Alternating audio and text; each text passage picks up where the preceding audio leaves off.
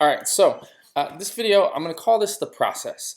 And this is pretty much the process that I've implemented and that I've helped a couple of guys implement in their business for after the lead has been generated. So, you know, whether you've hired us as an agency to generate leads for you or you're generating leads yourself, you know, you're part of the coaching program and you're generating your own leads, this is what I would highly recommend. And obviously, it's not like ironclad, right? You can adjust it how you see fit, but for the most part, this is what we've done to have the most success in the remodeling space. So I've got a bunch of stuff written down here that I'm going to go over in this video. So if you see me looking over to the page, that's what I'm doing. So the first thing is obviously the lead.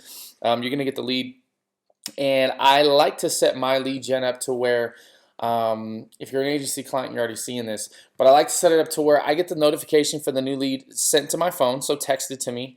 There's automation for that.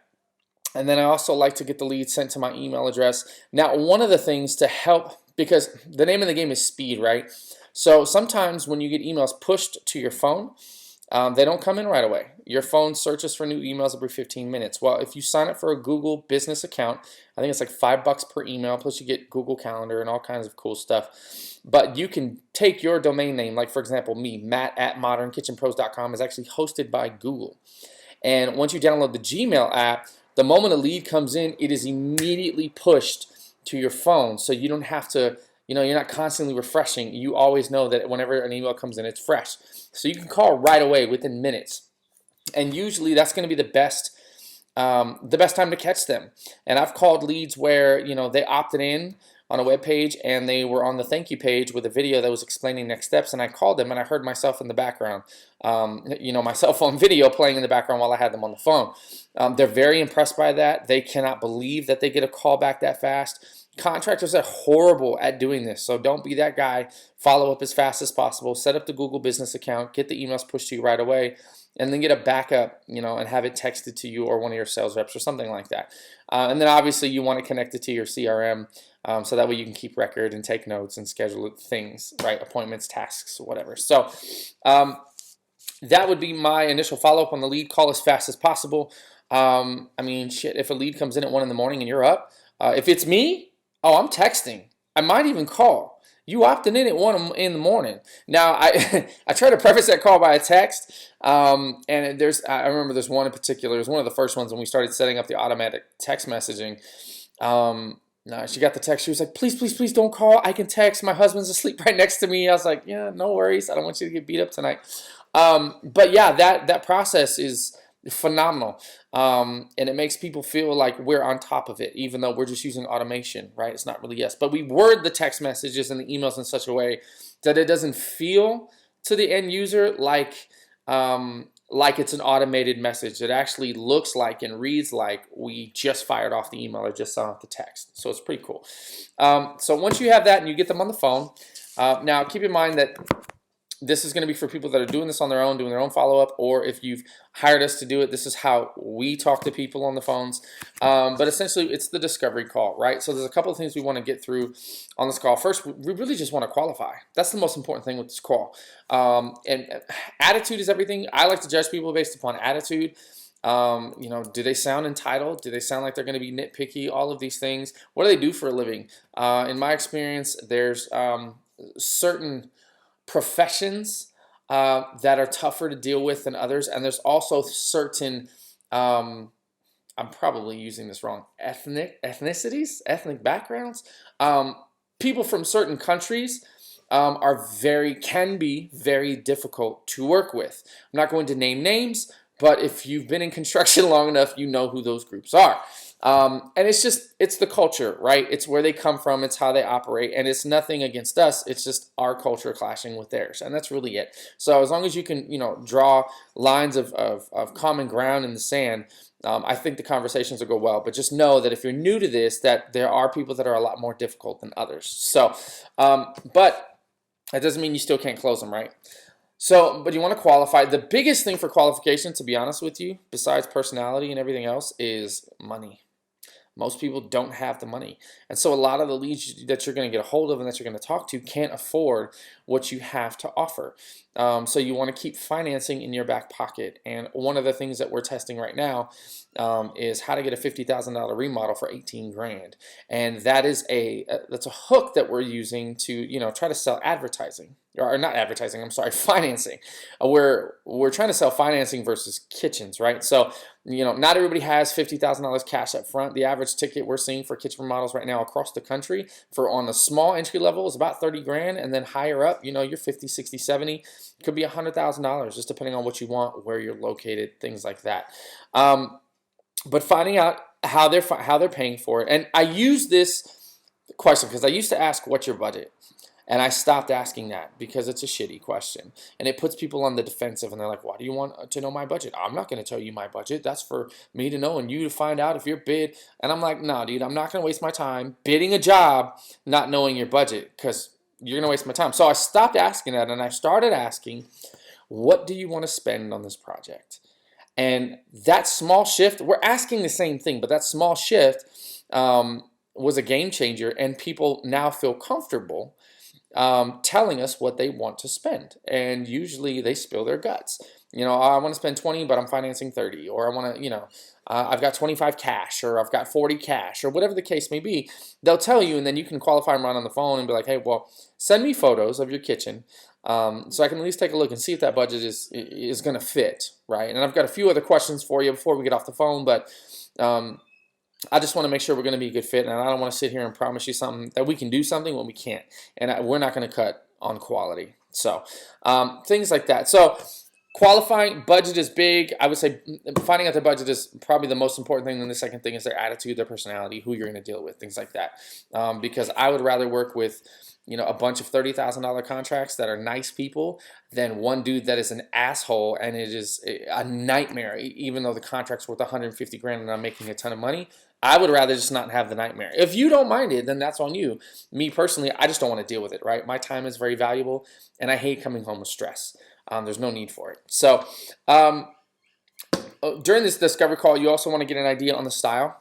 Most people have done a ton of research. They've been on Pinterest, they've been on House, they've been on Google, they've seen a ton of images, they know what they like, and they know what they don't like.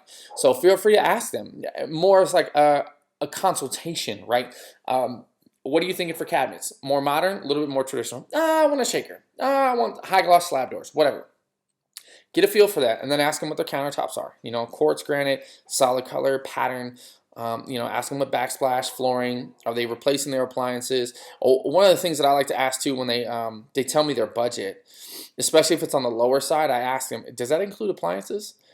And when they say yes, then say no. It's an unrealistic number, and you can explain it to them by, hey, average appliance package is $5 grand, for entry level, $3 to $5 grand, give or take, and then you can kind of break down what the other costs are and go from there. But you could say, yeah, our average, or you could tell them your average kitchen cost. Yeah, our average kitchen is $30K. Starting. If you're going to do appliances, go to Best Buy, go to Pacific Sales, go wherever, and just finance the appliances. They've got great 18-month no-interest plans on your appliances, so your budget cannot include appliances. And that's what we try to do. We don't buy appliances for our clients because there's no margin in it, right? So we let them buy the stuff, and we just make sure we have the specs so the cabinets are ordered properly. But on style, so we're good there. And then the next thing you want to do is schedule the appointment. Now, if you've got somebody doing this for you, I highly recommend you put aside 2 days a week that these days are solely for appointments.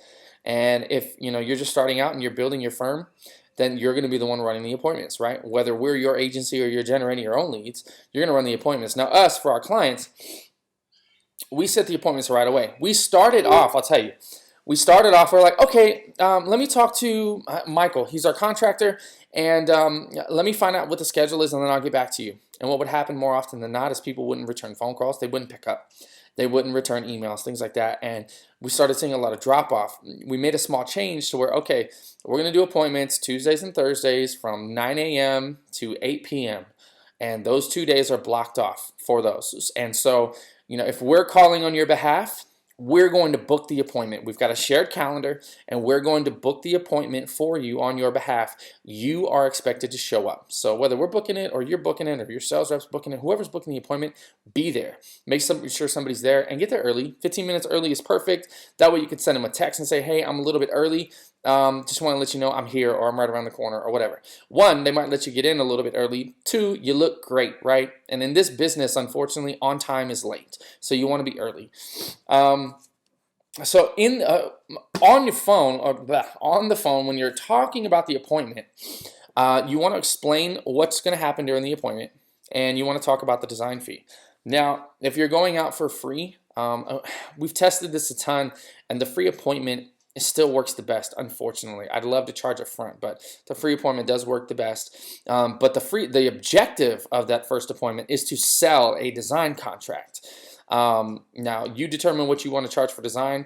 I've charged anywhere from $500 to $1,500 for a set of plans, and I'm using 2020 design software, right? So it's not like I'm not giving architectural drawings, but it's a pretty decent set of kitchen plans, right?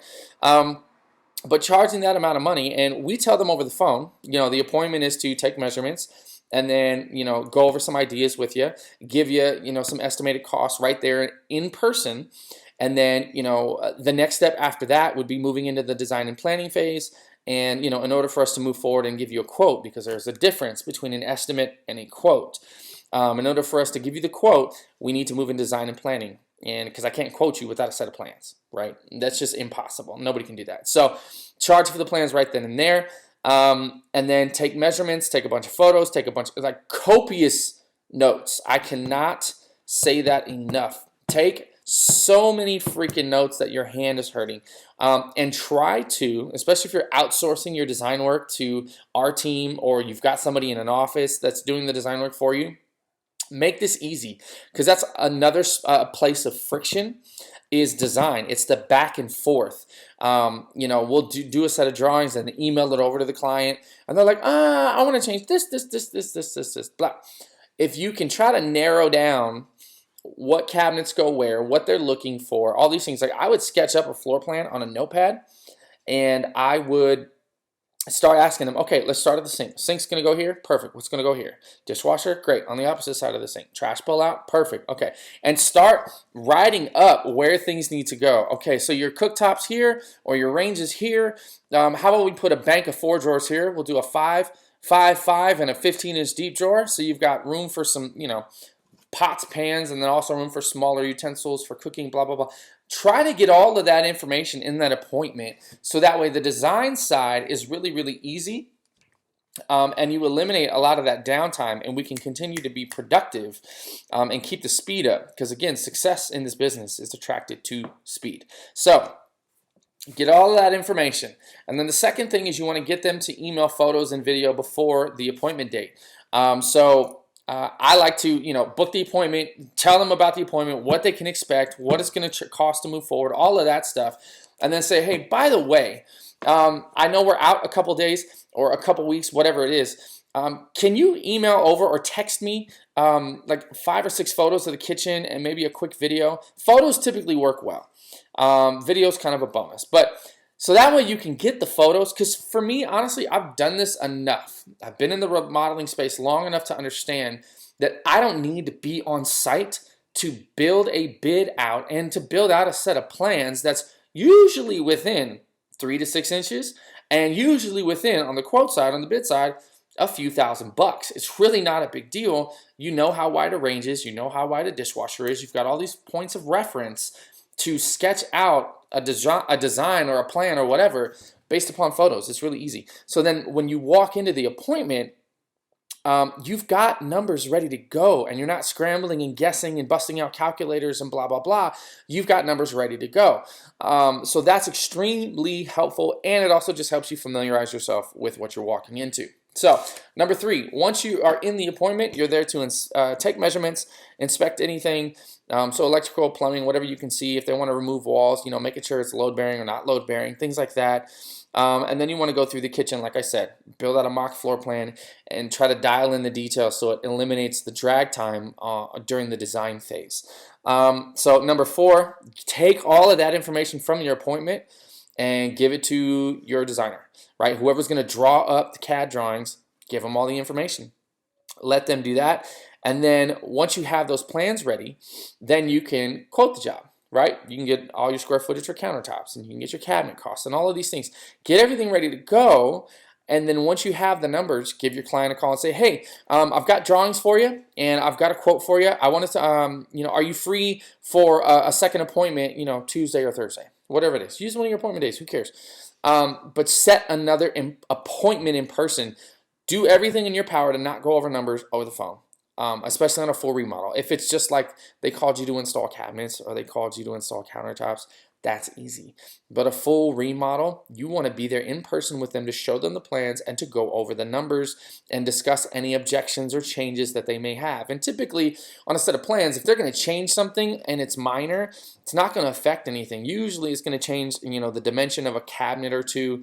It'll change the square footage of the countertops a little bit, but it's not going to really make or break your number. So at least that's what I've seen. So in there, you can handle all your objections while you're there, that second appointment. You can also discuss financing. Most homeowners don't understand the cost of a kitchen, and so that's why you really want to figure out what they want to spend on that initial discovery call.